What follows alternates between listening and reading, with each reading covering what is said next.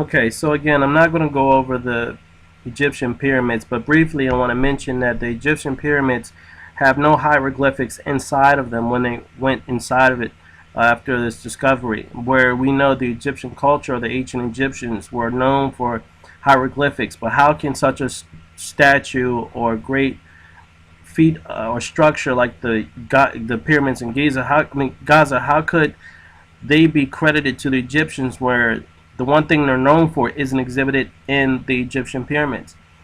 Nonetheless, you never see that replicated from another dynasty to another dynasty, from pharaoh to pharaoh to pharaoh. You would see that if one pharaoh commissioned the architecture of the Egyptian pyramids, and where his descendants would want to outdo their predecessors, building greater pyramids, bigger than the ones than their predecessor. But you don't see that. It would suggest that one pharaoh somehow got the architecture to be able to build a structure so tall to the heavens, hint, hint, like the Tower of Babel, but he would build a tower so tall to the heavens that they would never be able to pass that knowledge down. This was such a secret engineering and secret architecture, no one will ever be able to do it again. And it doesn't make sense when we see dynasties always do that, like the Roman Empire or any other empire. The incoming crown or king always wants to outdo the predecessor to have a long-lasting legacy for himself. But you don't see that. Not to mention the size of these stones, in which they're enormously heavy. I don't even know how many tons these things weigh, but they could not have been built in 25 years, like a lot of Egyptologists like to say and suggest. They want to credit that these pyramids were just built along with the Sphinx. They were just built by the Egyptians and never done again. But you never see it replicated on this scale, in this type of magnitude, like anywhere else in the world other than Egypt. In my opinion, I believe that these structures were already here, they were already there, and thus the Egyptian people moved in to this region and it credited as their own. But notice quickly, on the tops of the screen, you see two square structures. These are known as the Sphinx Temple. Now, Sphinx Temple has enormously sized stone, gigantic megalithic stones as well. And again, you can see their giants had to be a part of something of this feat, because humans, and you can use the Taurus here at the bottom for scale, could not have done this. I don't even know if they have a machine to be able to weigh these things. But they're just huge. And if you look closely, you'll see that the structure of the temple sites where the Sphinx where the Sphinx is, has a unique type of engineering signature. It doesn't use mortar. They don't use any type of adhesive to keep the stones together. And we're talking about ancient times, where Egyptologists would say that they just use common tools like a stone, needle, and a hammer. But that doesn't make any sense. If you look how thinly cut and fine cut these stones are, it's just amazing. The stone at the bottom, it looks like the shape of the L. How were they able to cut this thing in such great precision to be able to get the bigger stone above it to set right in it?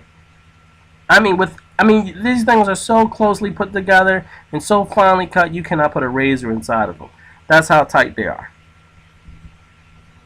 But now, going back to the Bible says that Noah was just and perfect in his generation. However, does it mean perfect as in righteousness? Or was Noah just and perfectly created in his generation? The Bible says this is the genealogy of Noah. Noah was a just man, perfect in his generation. But look at the Hebrew translation of perfect. It's Strong's H8549. It means to be complete. It means to be unimpaired. It means to be healthy, whole. And it doesn't sound like righteousness, does it? So God saved Noah and his family, the elect, because they were whole, perfectly created, not a half angel, half human giant, and he was a just man. The human DNA must have been polluted so much, and normal human beings so heavily wicked, that had God not intervened, no flesh would survive. Which gives better understanding to Jesus when he said, as it was in the days of Noah, so will also in the days of the Son of Man. And also it says, and unless those days were shortened, no flesh will be saved. but for the elect's sake, those days will be shortened. Now, if every human was a descendant of an angel human race, or these giants, then Jesus would have never been born, which is the whole point. If you pollute the species, or you pollute the genealogy of where the Messiah will come, the Messiah would never come, because you have to be born of a human being, Eve, as God said in the Garden of Eden. But God told Noah to save his family and the animals. But why? Why the animals? Animals didn't eat the fruit and weren't mentioned in God's curse. Notice here. The Bible says to the woman, God said, I will greatly multiply your sorrow. In your conception, in pain you shall bring forth children. Your desire shall be for your husband, and he shall rule over you. Then to Adam he said, because you have heeded the voice of your wife, and have eaten from the tree of which I have commanded you, saying, you shall not eat of it. Cursed is the ground for your sake. In toils you shall eat of it all the days of your life, both thorns and thistles it shall bring forth for you.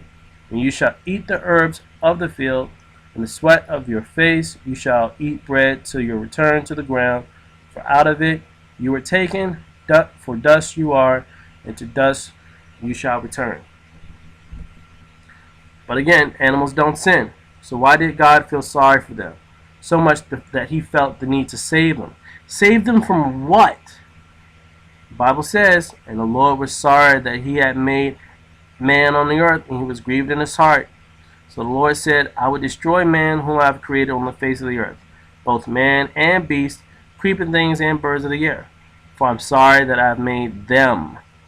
And of every living thing on the flesh, and every living thing of all flesh you shall bring two of every sort into the ark, to keep them alive with you. They shall be male and female, of the birds after their kind, of the animals after their kind, and of every creeping thing of the earth and after its kind. Two of every kind will come to keep them alive. But let's review here. Adam and Eve were created, then the fall of mankind happened. God promised a redeemer through mankind, and men were multiplying on the earth. Then suddenly Satan's angels went to pollute the human species, having giant offspring, half human, half angels, that if successful, Jesus wouldn't have been born. But what if they didn't stop there? If angels and humans equal giants, what would angels and animals equal? Giant animals. Animals that includes birds, beasts, and creeping things. What would we call a giant animal that lived in ancient times? Dinosaurs. Dinosaurs were another genetic experiment of this program, this agenda, to reconstruct God's original creations, to recreate it. Well, not even recreate, but to alter. Because Satan doesn't have the ability to create anything. He only can build structures and genetically modify, but he doesn't have the ability to create. He has to take something that God has and alter it. He did it with humans, with the angels conceiving these women to produce these giant offspring or men of renown. And they didn't stop there. He also did it with these animals. These animals were then mutated or genetically altered to be giant animals. Again, ones that would subdue the original creation. Just as giants, if we were lived in a planet full of giants, would do the same to humans. And the birds of the air, everything that was God originally created, his fallen angels had modified, so that they were ruled by brute force. Here's a dragonfly with a wingspan of 2 feet. And this is a giant eutrepid, 9 feet long. But wait a second. Am I suggesting that humans live with dinosaurs? Is there any evidence of humans and dinosaurs coexisting if I'm saying that they're just a genetic altered species created by some celestial beings only to overpopulate and control or dominate the pre-existing, the creation that God originally made? That would have to suggest that dinosaurs and humans coexist for this to happen. Is there any evidence of that? Yes, there is. Here's a fossil of a human footprint alongside a dinosaur footprint. This is in Texas. Human footprints alongside dinosaur footprints under a lake on a lake bed under rocks found under rocks 500 feet trail and 157 tracks. Remember the fossil hand I showed you early in the presentation? This giant left hand in the stone looks similar to what archaeologists find with dinosaur bones. Notice this. Paleontologists are starting to explore radically new clues from dinosaur skeletons. Christy Curry Rogers cuts into their bones to examine the pattern of what was once living tissue. And is it sort of like CSI for dinosaurs? It can be, sure. Sometimes it's kind of a different method of detective work. We can see in these cross-sections of bones evidence of pathology, evidence of dinosaur disease, and evidence of dinosaur bones breaking and healing themselves. All of that stuff is available via the inside look at a dinosaur bone. Analyzing the rock that entombed dinosaur fossils is key to understanding how they were preserved, which is the work of Christie's husband, geologist Ray Rogers. And I'm there to try to place the discoveries in context, to try to find clues as to where maybe best to look for fossils. We've been pretty lucky in Madagascar. This is typical of the Madagascar material. It is not heavily stained. It's not been invested with iron, with manganese. It doesn't look like a typical fossil.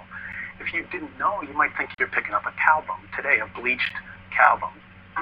I think this piece might be good, or maybe... The Madagascar bones are so perfectly preserved that Ray and Christie wondered if they might conceal clues about how these dinosaurs lived. To find out, they turned to their colleague, Mary Schweitzer, a paleobiologist whose study of ancient cells and tissues might solve the mystery. We know that dinosaurs had to have cells, bone cells and muscle cells and gut cells and brain cells. And that's one of the reasons we can study them, even though they're extinct. I was working on the leg bones, and as I worked, I noticed a bunch of stuff. It was like, this bone, it's hollow inside. And I was looking at this thing, thinking, this is really... It was the inside of the T-Rex bone that fascinated Schweitzer, who made thin sections out of it. And in these cross-sections of fossilized bone, she saw something that she and everyone else had thought was impossible. Round structures that looked like red blood cells, dinosaur blood cells. Inside those channels where the blood vessels would have run were these little round red structures that were all kind of lined up like a train, and they were bright red and translucent. Nobody else had seen anything like that before. The very idea of blood cells in a 70-million-year-old bone was more than unconventional. It was radical. Nobody was imagining that dinosaurs might have had preserved soft tissues. Derek Briggs is curator of invertebrate paleontology at the Peabody Museum at Yale University. So along comes Mary Schweitzer, and she's starting to look inside dinosaur bones and has made this startling discovery about the presence of red blood cells. What was your initial reaction to that? Oh, I think the same reaction as everybody's, that this was totally improbable. She perhaps misinterpreted the evidence or was exaggerating the potential for what she was seeing. So skeptical at first? Oh yeah, definitely. Paleontology has been around for some time. One of the oldest professions. One of the oldest professions. Has anybody else that you know of found similar things inside a bone? No. Why do you think it didn't occur to anybody? Because we have this clear understanding that part of all biological cycles involves decay. I mean, nature is set up to break down that material and recycle it. So it's just improbable that those kinds of very delicate structures would survive, particularly for millions of years. When you think about it, the laws of chemistry and biology and everything else that we know say that it should be gone. It should be degraded completely. But Schweitzer kept searching for organic remains where no one had thought to look before. Her mentor is Jack Horner. one of the most famous dinosaur hunters in the world.